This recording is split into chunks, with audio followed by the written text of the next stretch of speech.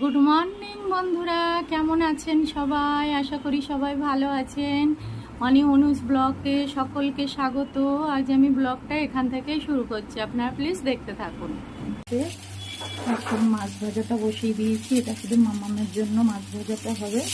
মামামের জন্য মাছ ভাজা দিয়ে পেঁপে আলু দিয়ে জিরে বাটা দিয়ে একটা মাছের ঝোল হবে। এটা মামামের তরকারিটা আমি এবার বসাচ্ছি। প্রথমে একটু পাঁচফোড়ন দিয়ে দিলাম, তারপরে একটু কাঁচা লঙ্কা, একটা কাঁচা লঙ্কা, তারপর সবজিটা দিয়ে দিলাম। সবজিটা দিয়ে এবার লবণ হলুদটা দিয়ে দেবো। নেড়ে নিলাম, এবার লবণ হলুদটা দিয়ে দিলাম, লবণ দিলাম, হলুদ দিলাম,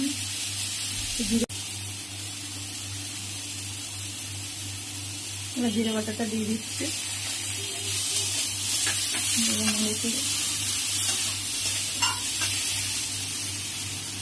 নেড়ে একটু ভালোভাবে একটু কষিয়ে নিই।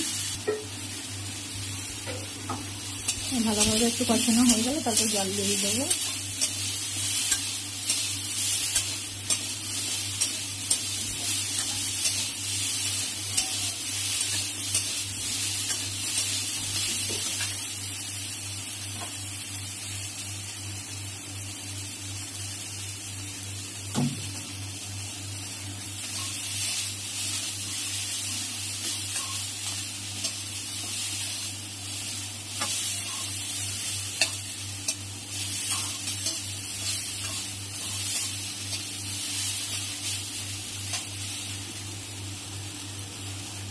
একটু ভালো মতো একটু কষানো হয়ে গেলে তারপর জল দিয়ে দেবো।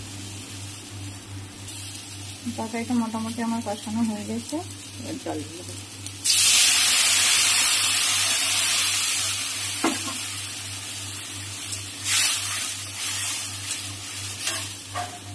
এবার ঢাকা দিয়ে দেবো।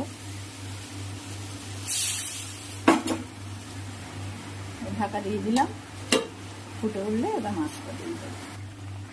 এবার তরকারিটা আমার ফুটে গেছে, এবার আমি ভাজা মাছটা দিয়ে দেবো।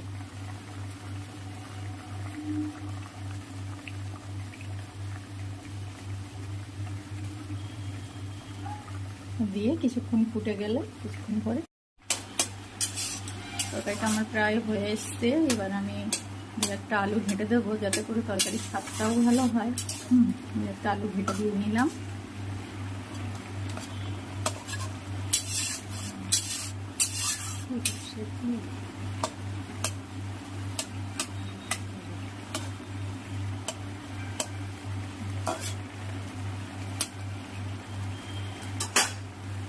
আলু ভেজে দিয়েছে, আর একটু ঝোলটা একটু ফুটলে নামিয়ে দেবো আমি।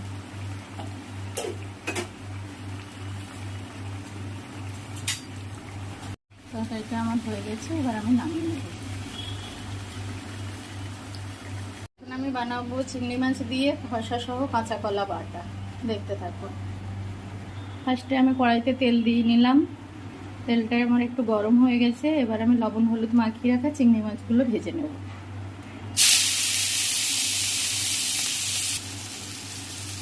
দেখুন চিংড়ি মাছগুলো আমার ভাজা হয়ে গেছে, এবার আমি চিংড়ি মাছগুলো তুলে নেব।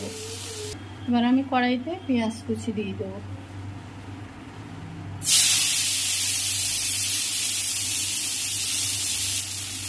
পেঁয়াজগুলো একটু ভাজা ভাজা করে নেব। দেখুন পেঁয়াজটা আমার ভাজা ভাজা হয়ে গেছে, এবার আমি পেঁয়াজটা নামিয়ে নেব। পেঁয়াজ ভাজা এর কড়াইতে আমি সামান্য পরিমাণে তেল দিয়ে দিলাম।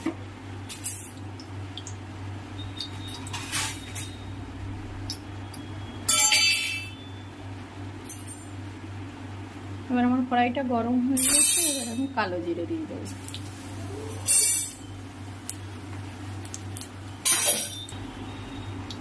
এবার আমি একটা কাঁচা লঙ্কা দিয়ে দেবো। শুকনো লঙ্কা নেই, তার পরিবর্তে আমি কাঁচা লঙ্কা দিয়ে দিলাম, পাকা কাঁচা লঙ্কা। এবার আমি কেটে রাখা খোসার সঙ্গে কাঁচা কলাটা দিয়ে দেবো।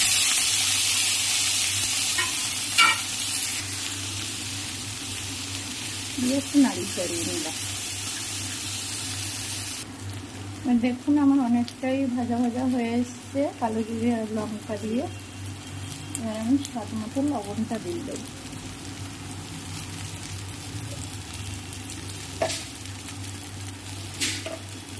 আমি স্বাদ মতো হলুদ দিয়ে দেবো।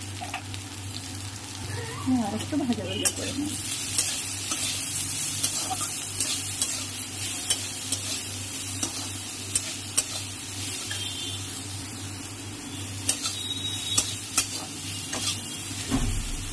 দেখুন অনেকটাই ভাজা ভাজা হয়ে গেছে। এবার আমি স্বাদ মতো একটু চিনি দিয়ে দেব।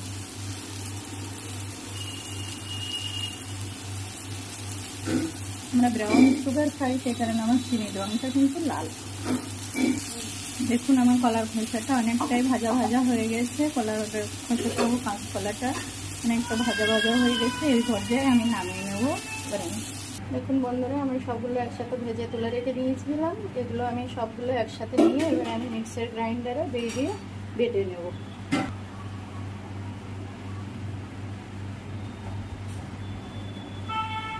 দেখুন বন্ধুরা, আমার খোসা সহ কাঁচকলা আর চিংড়ি মাছ বাটাটা পুরো রেডি হয়ে গেছে। কি সুন্দর দেখতে হয়েছে। এইভাবে আপনারা বাটা করে খাবেন, খুব সুন্দর খেতে লাগে। আর আমার ভিডিওটি কেমন হয়েছে অবশ্যই জানাবেন। আর সবাই ভালো থাকবেন, সুস্থ থাকবেন। ধন্যবাদ।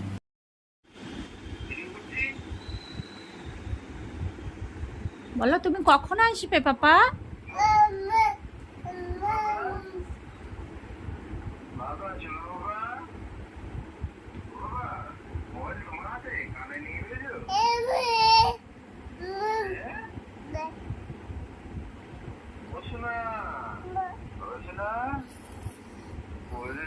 টুপি সোনা বাবা বাবা বাবা বাবা বাবা বাবা বাবা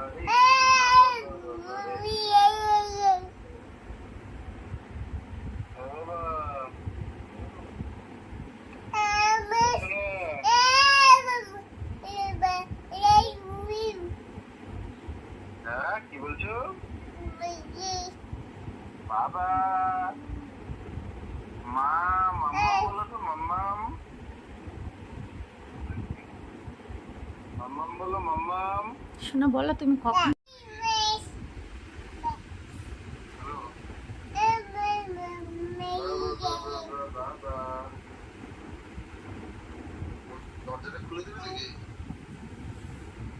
বলো বলো কথা বলো।